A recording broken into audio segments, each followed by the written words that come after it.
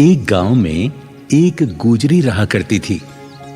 वो श्याम प्रभु की परम भक्त थी।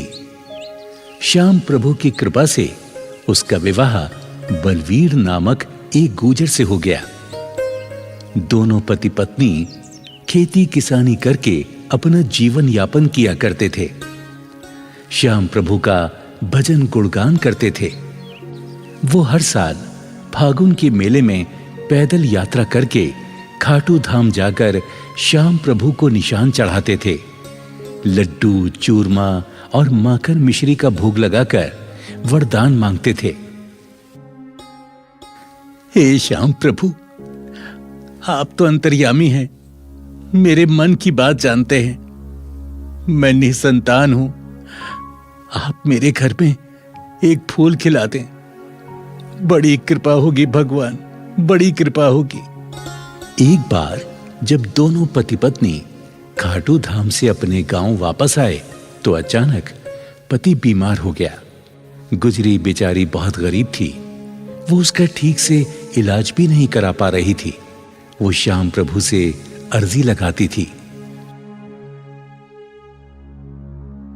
हे श्याम प्रभु, मेरे पति को शीघ्र ही स्वस्थ कर दो। इनके सिवा मेरा इस गांव में कोई सहारा नहीं है।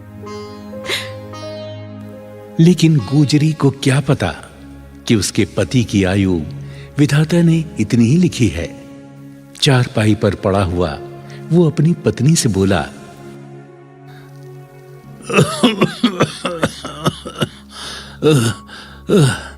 भाग्यवान, मुझे तो लगता है मेरा अंतिम समय आ गया है। हमने श्याम प्रभु से बहुत प्रार्थना की कि हमारे घर में भी एक फूल खिल जाए, तेरी गोद भर जाए, लेकिन प्रभु को कुछ और ही मंजूर है। मुझे क्षमा कर दे, मैं तुझे इस दुनिया में अकेले छोड़कर जा रहा हूं। नहीं, ऐसा मत कहो। देखो, तुम ठीक हो जाओगे। श्याम प्रभु तुम्हारी रक्षा करेंगे। हाँ, तुम बिल्कुल ठीक हो जाओगे। परंतु विधाता को वो मंजूर नहीं था। गुजर की मृत्यु हो जाती है। अब गुजरी अकेली रह जाती है। परंतु फागुन में श्याम प्रभु के दर्शन के लिए वो हर साल पैदल खाटू धाम जाती रही। एक बार जब वो खाटू धाम जा रही थी तो उसे बियाबान जंगल में एक नन्हा सा बालक रोता हुआ मिला। उसे देखकर गुजर ने चारों ओर देखा, पर बालक के पास उसे कोई नजर नहीं आया। गुजरी ने सोचा, ये मेरी श्याम प्रभु की ही इच्छा है। जो इतना सुंदर बच्चा मुझे मिला है, मैं इसका पालन पोषण करूंगी। गुजरी ने उस बालक को श्याम प्रभु का वरदान समझकर उठा लिया और उस बालक को लेकर अपने गांव चली आई। जब गांव आई तो लोग पूछने लगे कि ये बालक तुम्हें कहां से मिला? तो गुजरी बोली, ये मेरे श्याम प्रभु का ही आशीर्वाद है। ये बालक मुझे खाटू धाम के रास्ते में मिला है। मैं इसे श्याम प्रभु का वरदान समझकर लाई हूँ। अब ये मेरा बालक है, मैं इसका पालन पोषण करूंगी। हाँ, इस बेचारी का तो कोई सहारा ही नहीं। श्याम बाबा ने शायद इसीलिए इसको ये बालक दिया है। जय हो खाटू श्याम बाबा की, जय हो, जय हो। गुजरी उस बालक को बड़े लाड प्यार से पालने लगी। धीरे धीरे बालक 10 बरस का हो गया। हर साल पहले की तरह गुजरी बालक को लेकर फागुन मेले में श्याम प्रभु के दर्शन करने जाती रही। एक समय गुजरी बहुत बीमार हो गई तो वो श्याम बाबा से हाथ जोड़कर प्रार्थना करने लगी, हे श्याम प्रभु, मैं हर साल तुम्हारे दर्शन को पैदल पैदल जाती थी, मगर आज मैं विवश हूं। मैं बीमार पड़ी हूं, लाचार हूं, चल फिर नहीं सकती। मुझे क्षमा करो प्रभु, मुझे क्षमा करो। मैं कैसे तुम्हारे मेले में आऊं? मुझे क्षमा करो प्रभु। माँ, तुम क्यों रो रही हो? मैं बड़ा हो जाऊंगा तो तुम्हारा इलाज शहर के किसी बड़े डॉक्टर से करवाऊंगा। तुम रो मत माँ। बेटा, मैं अपनी बीमारी से नहीं डरती। मुझे मौत का कोई भय नहीं। मैं तो सिर्फ अपने श्याम प्रभु से बिछड़ने के कारण रो रही हूँ। तुम चिंता मत करो माँ, श्याम बाबा हमें जरूर फागुन मेले में बुलाएंगे। इस प्रकार मां की श्याम प्रभु के दर्शन की अभिलाषा को देखकर बेटा हमेशा सोचता, क्यों ना अपनी मां को अपनी पीठ पर बैठाकर खाटू धाम की यात्रा कराऊं, मां को फागुन मेले में ले जाऊं। जब बेटा 18 वर्ष का हो गया तो उसने निर्णय लिया कि वो अपनी मां को जरूर खाटू धाम ले जाएगा और अपनी मां से बोला, मां, तुम दुखी क्यों होती हो? जब तुम्हारा बेटा है तो तुम चिंता ना करो। मैं तुम्हें अपनी पीठ पर बैठाकर खाटू धाम लेकर जाऊंगा। चलो मां, तुम तैयार हो जाओ, हम लोग जल्दी ही चलेंगे।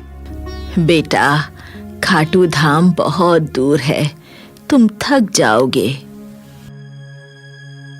मां, दुनिया के बोझ से मां का बोझ उठाना ठीक है। तेरे आशीर्वाद से और श्याम बाबा की कृपा से मुझे कुछ नहीं होगा। मां, तुम इनकार ना करो, चलो ना, तैयारी करो, चलते हैं। बेटे के आग्रह पर मां तैयार हो जाती है। बेटे की पीठ पर मां बैठ जाती है। बेटा खाटू धाम की यात्रा प्रारंभ कर देता है। कभी वो रास्ते में बैठ जाता तो कभी मां को लेकर चलने लगता। तभी श्याम प्रभु अपना चमत्कार दिखाते हैं। रास्ते में उन्हें एक गाड़ीवान मिलता है। वो पूछता है, बेटे, तुम कहां जा रहे हो और ये बुढ़िया तुम्हारी कौन है? बाबा, ये मेरी मां है। बीमारी के कारण ये चल नहीं सकती, इसीलिए मैं इसे अपनी पीठ पर बैठाकर खाटू धाम लेकर जा रहा हूं। मां की इच्छा है कि मैं श्याम प्रभु के दर्शन करूं। वाह बेटा वाह, तुम धन्य हो जो अपनी मां की इच्छा पूरी कर रहे हो। इस कलयुग में तुम श्रवण कुमार हो। धन्य हो बेटा, धन्य हो। अच्छा बेटा, तुम अपनी मां को लेकर मेरी गाड़ी में बैठ जाओ। मैं भी खाटू धाम की ओर जा रहा हूं। तुम्हें मैं वहीं छोड़ दूंगा। इस गाड़ीवान को मैं जानता नहीं, मैंने कभी नहीं देखा इसको। मैं क्या करूं? ये तो मेरे लिए अनजान है। मैं इस पर बैठूं कि ना बैठूं? अरे बेटा, सोचो मत, बैठ जाओ। शायद श्याम बाबा की यही इच्छा हो। आ जाओ, आ जाओ, बैठ जाओ गाड़ी में। मां और बेटा दोनों गाड़ी में बैठ जाते हैं। थोड़ी देर के बाद खाटू श्याम के धाम पहुंच जाते हैं।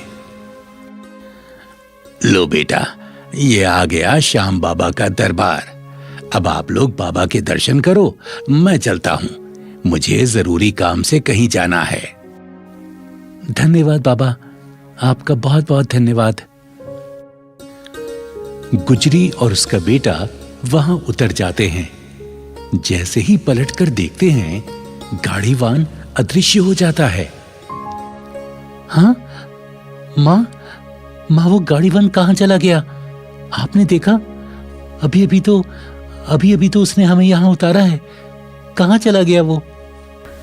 बेटा, ये मेरे श्याम प्रभु की लीला है। पता नहीं किस भेष में भगवान मिल जाए। चलो बेटा, अब देर ना करो, श्याम बाबा के दर्शन करें। धीरे धीरे रात होने लगी। मां और बेटे मंदिर के पास ही सो गए।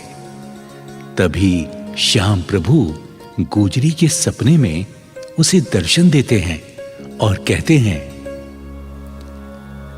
हे देवी, तुमने कहा था कि आप मेरी सहायता क्यों नहीं करते। तो हे देवी सुनो, जब तुम्हारा बेटा तुम्हें मेरी यात्रा करा रहा था, तब वो गाड़ीवान मैं ही तो था। तुम जैसे भक्तों की रक्षा मैं सदैव करता हूं।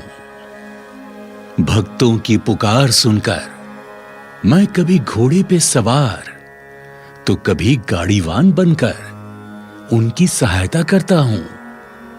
इसलिए देवी, मैं भक्तों के साथ सदैव रहता हूं। इतना कहकर श्याम प्रभु अदृश्य हो जाते हैं। अगली सुबह जब गुजरी नींद से जागी तो श्याम प्रभु के सम्मुख हाथ जोड़कर क्षमा मांगने लगी। हे प्रभु, मैंने जाने अनजाने में जो भी आपके लिए गलती की हो तो मुझे नादान अज्ञान समझकर क्षमा करें। हे श्याम प्रभु, यदि मुझसे प्रसन्न है तो मेरी ये विनती भी स्वीकार करें।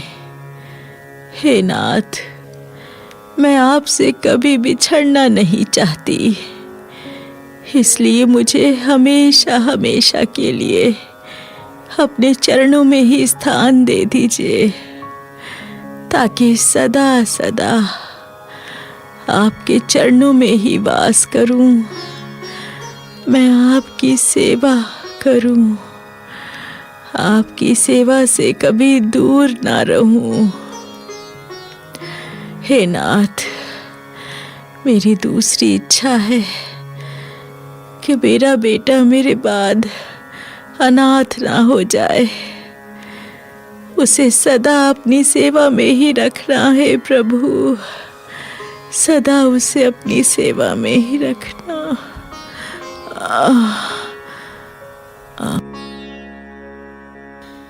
इस प्रकार गुजरी ने श्याम बाबा से अरदास की।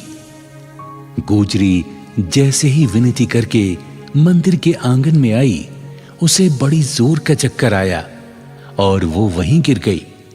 मां को देखकर बेटा घबरा गया।